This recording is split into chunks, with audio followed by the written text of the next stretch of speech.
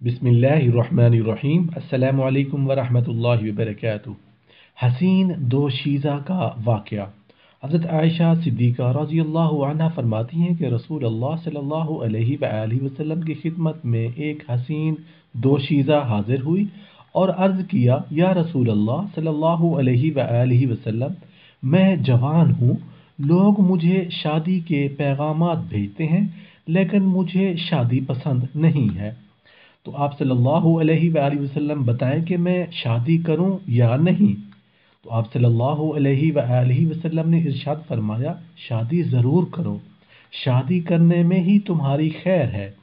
उसके बाद उस दोशीज़ा ने अर्ज़ किया, या रसूल अल्लाह सल्लल्लाहु अलैहि वसल्लम, आप मुझे ये बता दीजिए कि औरत पर शौहर का क्या हक है। फरमाया कि शौहर के हकूक़ तो बहुत ज़्यादा है।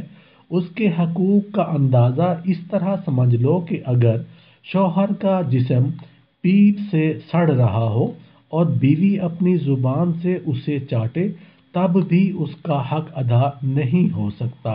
अल्लाह पाक हम सब को आमाल सालिहा करने की तौफीक अता फरमाए।